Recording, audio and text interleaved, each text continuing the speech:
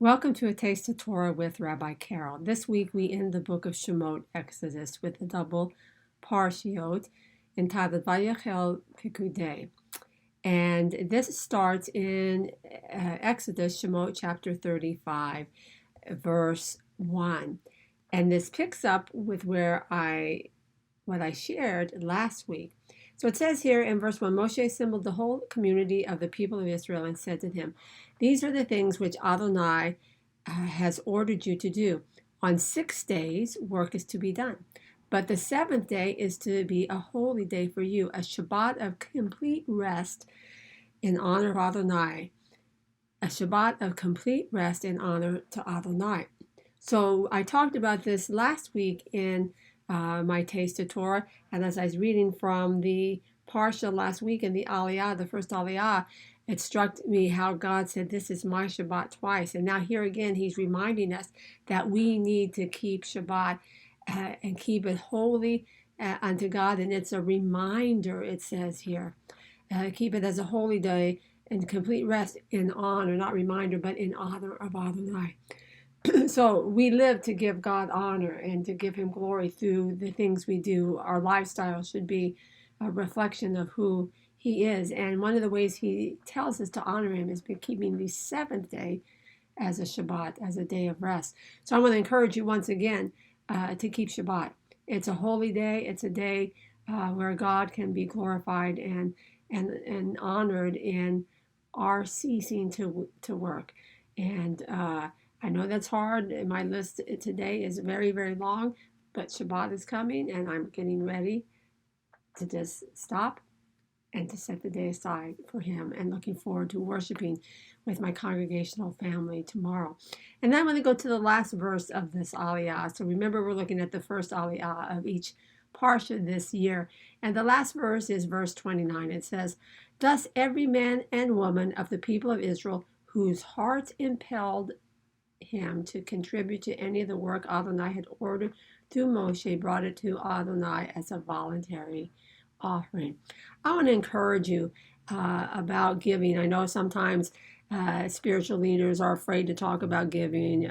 People don't want me in your pocketbook and all that sort of stuff. But God talks a lot about money, and not because God needs our money, but when we give to him and honor him by giving voluntarily, and this is a voluntary offering, which is different from his tithe, and it gives pleasure to him. And we know as we read through the book of Shemot that what happened when they brought the offerings, that there was so much more than it was needed, and that Moshe said, "Okay, that's enough. We have." And I know that if every congregation had people whose hearts were voluntarily giving in the area of finances, no congregation would ever have any want. So I want to encourage you. Some people I know struggle with giving God his tithe, and then to put an offering on top of that is like, oh, I don't, I'm struggling giving the 10%. I am grateful that I came to faith very young at 6 years old, and my parents taught me from a young age that to give God his tithe and to be generous and give an offering. So that's what I've grown up. It's what my family practices today. I'm proud to say my kids, working, and they give beyond his tithe because that's something that's been instilled in them. So it might be an area of struggle, and God's not put off by our struggles. It's okay. It's not one of those things that I've ever struggled with, as I said, because being raised since I was young to give. But God will meet you at your struggle. And just take a step of faith and say, "God, I'm going to honor you. I'm going to give your tithe, and I'm going to give an offering voluntarily of my own free will to your work in this local congregation where you have placed me." And sow seeds there in that local congregation, and just stand back and see what God does. He tells us in Malachi that when we don't rob him, because when we hold back the tithe, his tithe, we are robbing him. He says, "If you don't rob me and hold back my tithe or your offering, I will open up the windows of heaven and pour out abundance that can't be contained."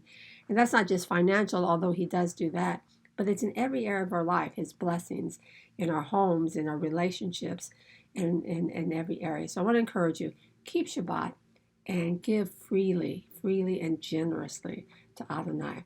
So if you're here on Long Island, please join us tomorrow at 11 o'clock at Beth Emanuel. We're starting a new 2-week series, Times of Refreshing. Rabbi Michael is going to be speaking tomorrow.